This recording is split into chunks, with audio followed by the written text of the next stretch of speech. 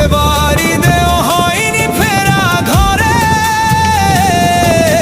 প্রিয়জন ছাড়া ঈদ কাটে মোর একলা অচিনপুরে।